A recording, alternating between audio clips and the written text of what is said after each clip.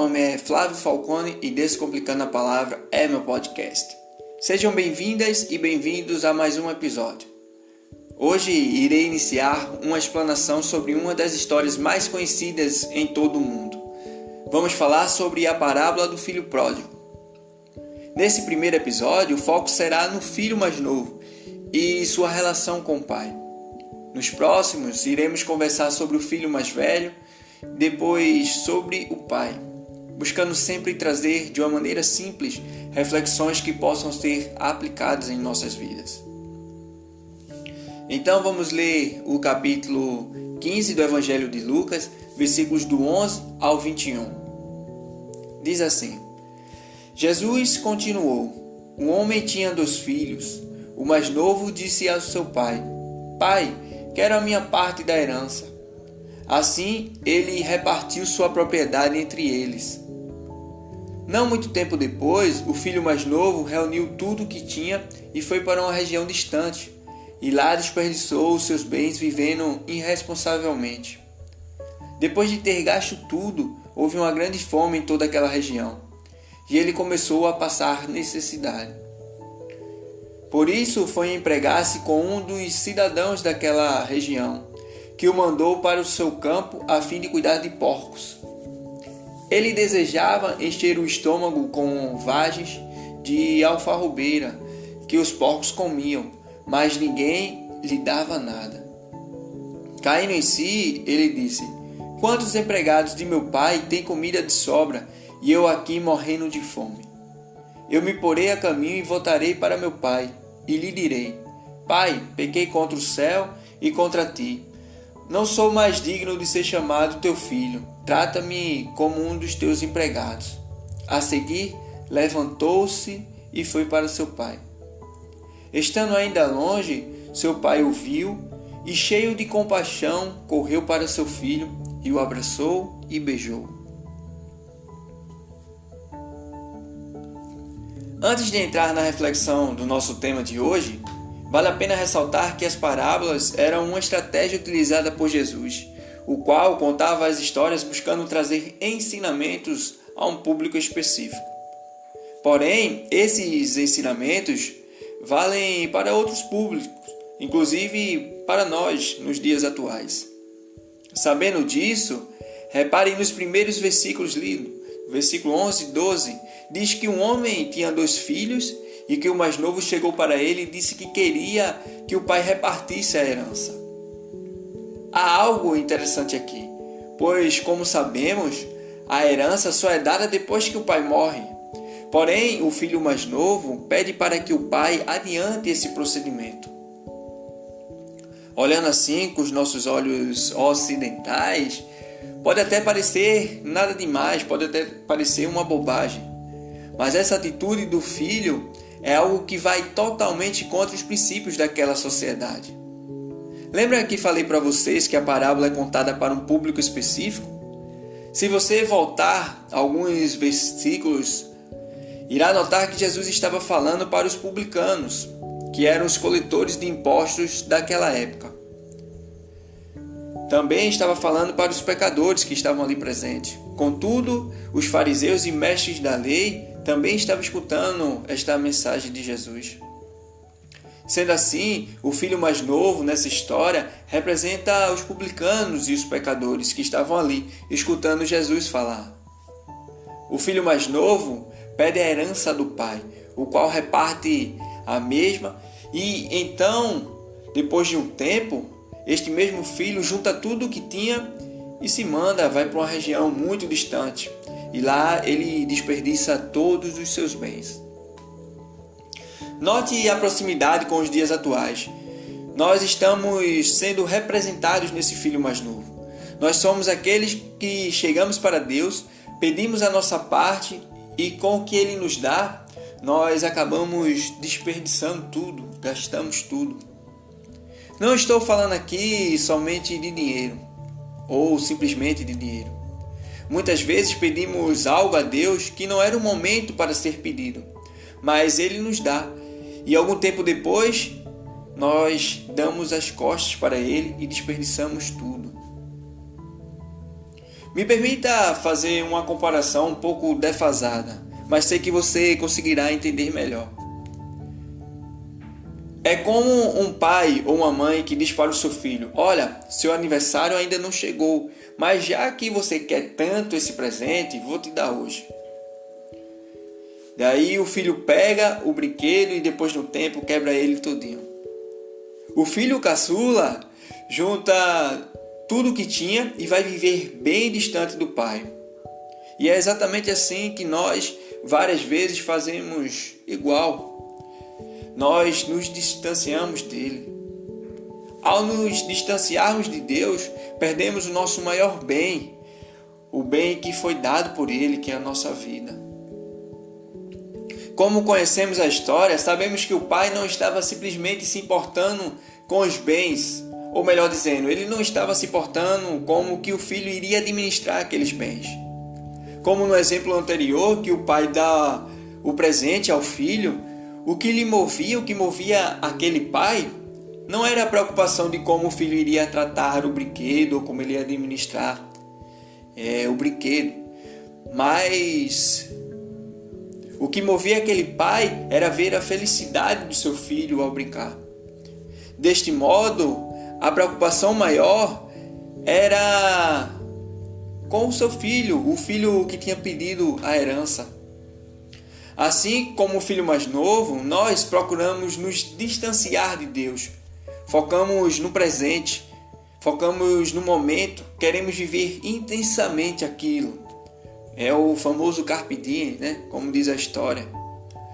Nós queremos nos envolver com tudo, nos envolver com todos, somos viciados no prazer, seja ele físico, material ou espiritual. Como o profeta Jonas, né? Para quem conhece a história, aquele que tentou fugir da vontade de Deus, pegando uma embarcação para o lado oposto do que o Senhor tinha dito, e que acabou sendo engolido por um peixe. Assim somos nós. Fechamos nossas vidas para Deus e abrimos elas para os falsos prazeres que ansiamos. Seja por medo, ou seja porque queremos realmente fazer aquilo. O filho mais novo, depois de gastar tudo, viver certamente aquilo que ele tanto esperava, notou que não tinha mais o que comer. E uma grande fome estava acontecendo naquela região. Foi aí então que ele, depois que começou a passar necessidade, ele resolveu se tornar um escravo.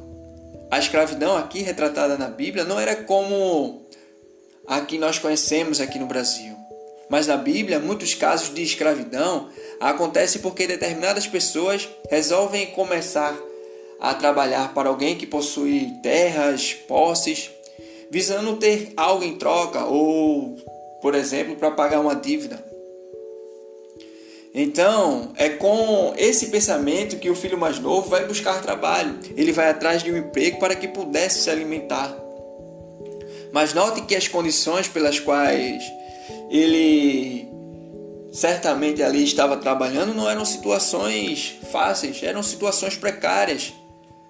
Pois a palavra deixa clara que até a comida dos porcos ele estava desejando comer.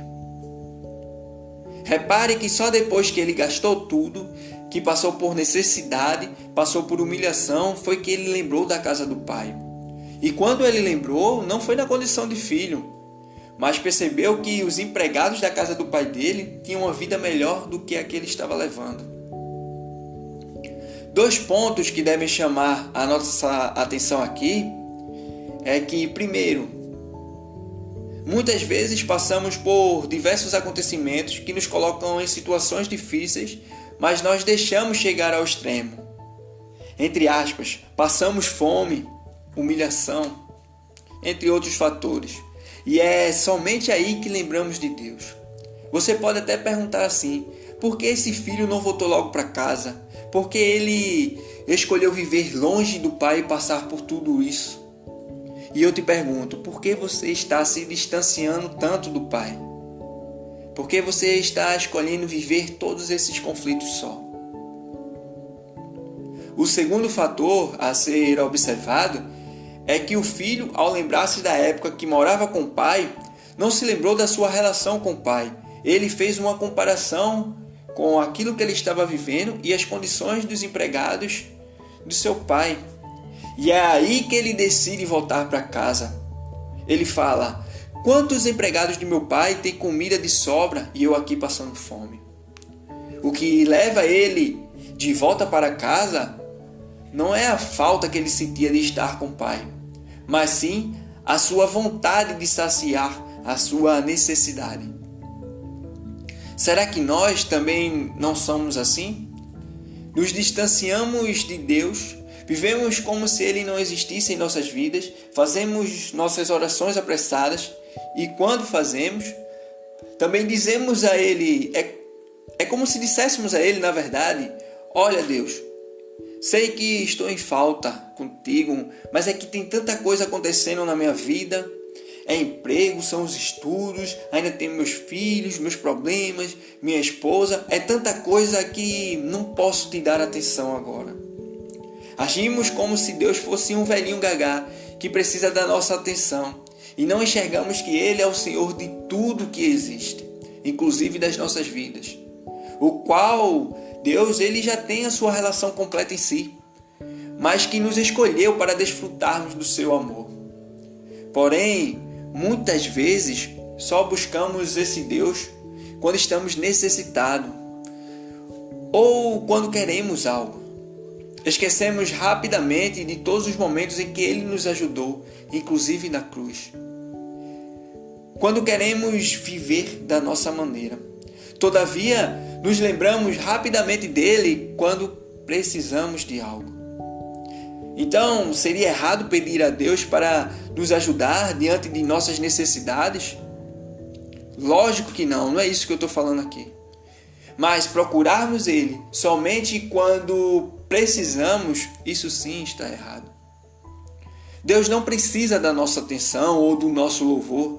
Pelo contrário, nós é que precisamos dele, pois sem ele estaríamos perdidos. E porque ele nos salvou, é exatamente por isso que o louvamos. O filho pródigo, ele começa a ensaiar o seu discurso para quando ele voltar e der de cara com seu pai. E ele fala que irá dizer assim: Pai, pequei contra o céu e contra ti. Não sou mais digno de ser chamado teu filho. Trata-me como um dos teus empregados. E ele pega o rumo de volta para casa. O pai o avista de longe. Certamente o pai ansiava ali o retorno do seu filho.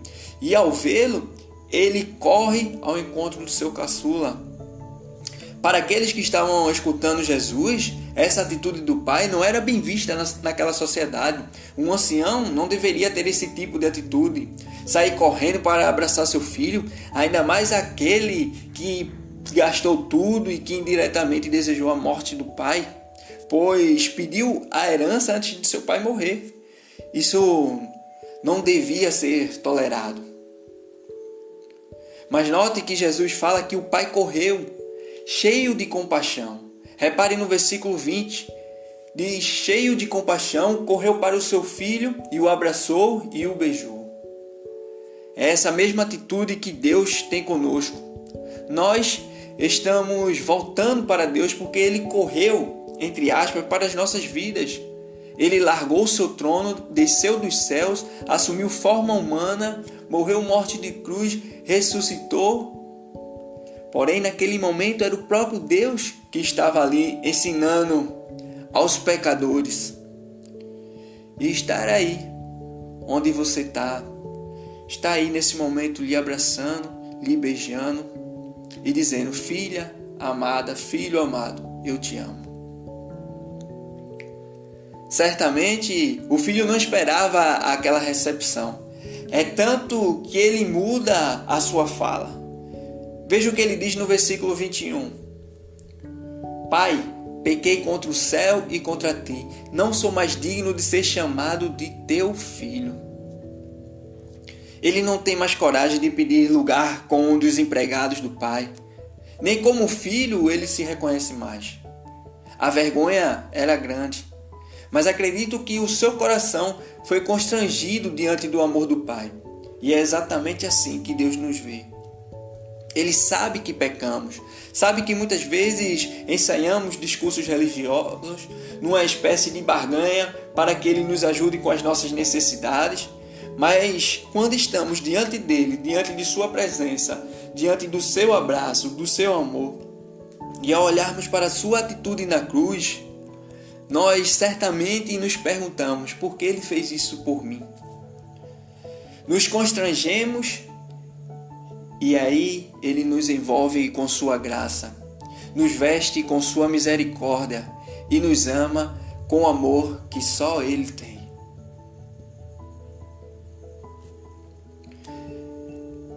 Se para você essa primeira parte da história você sentiu aí um sentimento de revolta ou de injustiça, acompanhe na semana que vem, pois na próxima segunda falaremos da atitude do filho mais velho. Por fim, se você gostou, compartilhe esse podcast com outras pessoas. Eu desejo que Deus abençoe enormemente as nossas vidas e que vivamos para a honra, glória do nome dEle. Nos vemos no nosso próximo encontro. Até breve.